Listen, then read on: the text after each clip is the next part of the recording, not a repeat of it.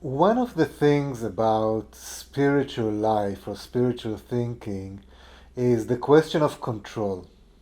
Who has control? Do you have control? Do you want control? Do you need control? Maybe you don't have control and it's a good thing. Maybe there is a higher power that has the control and you just have to live and do what you're supposed to do. Maybe this higher power has a plan. Maybe this higher power knows better what is good for you, or at least what is good for you now. Because nobody said that this higher power always wants what's best for you, what's more pleasant for you. Maybe this higher power needs you to suffer a little bit because that's how you learn. Maybe this higher power needs you to struggle because without struggling, you become spoiled, you become soft, you become nothing. Maybe you're not supposed to be having a good time right now because that is not what is good for you.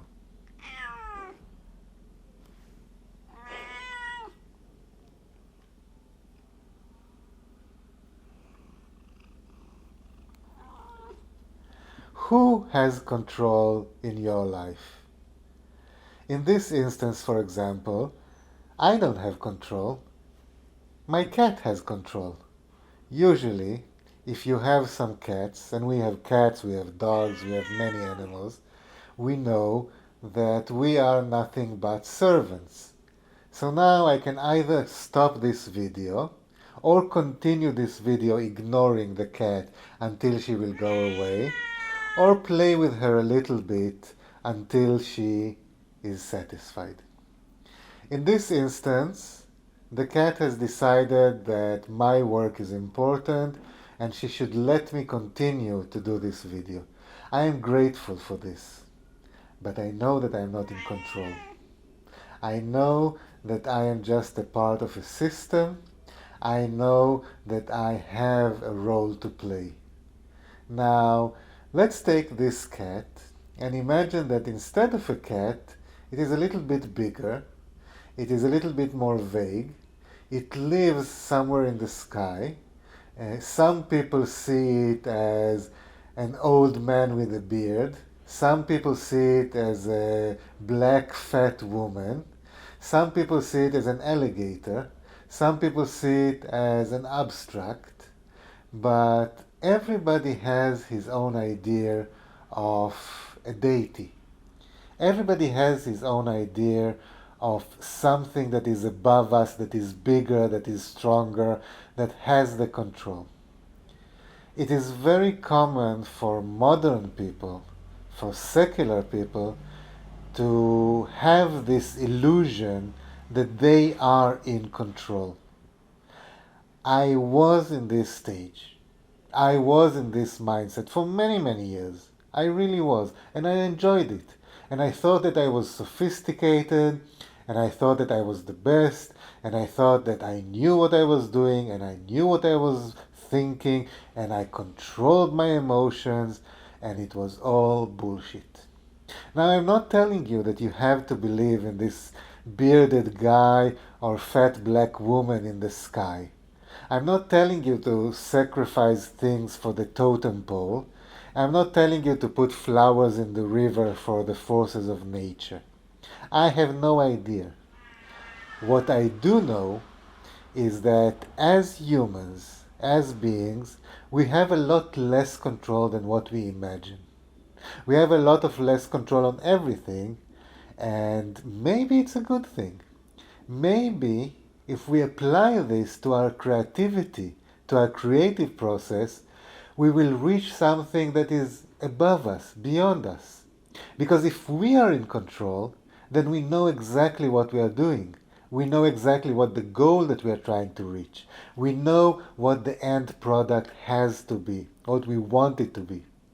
Maybe if we lose control, we are opening ourselves to many other options. Maybe if we lose control, we open ourselves to listen to the world, to the universe, to God, to anything. Maybe it's just listening to us under all the masks, under all these shells that we have.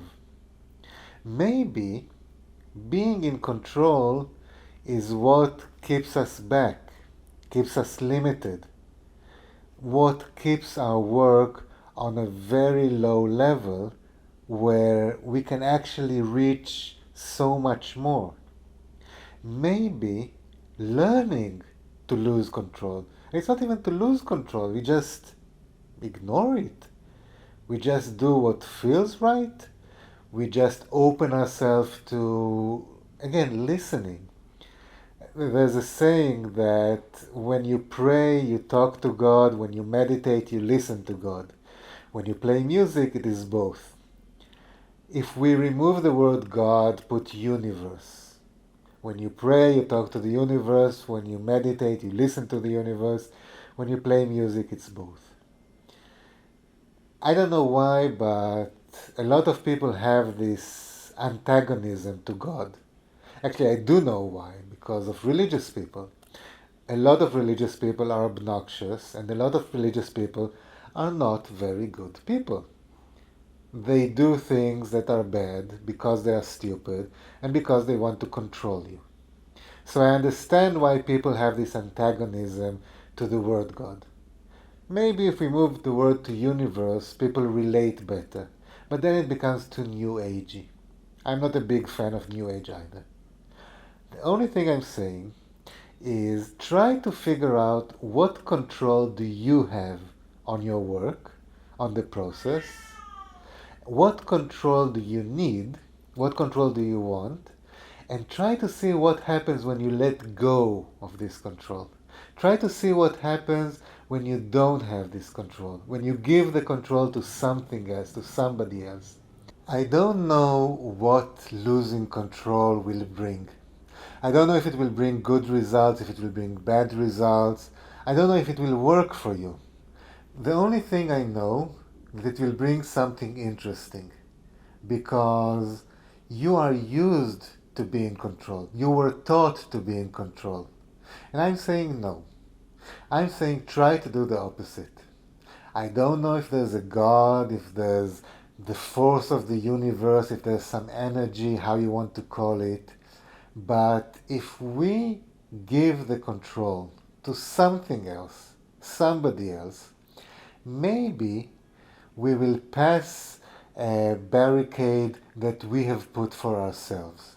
Because when we put the control, it also means that we limit ourselves. We put a border to what we can do, what we are allowed to do, what we allow ourselves to do. So I'm saying try to lose control for a little bit, see what happens. See how it affects your creation.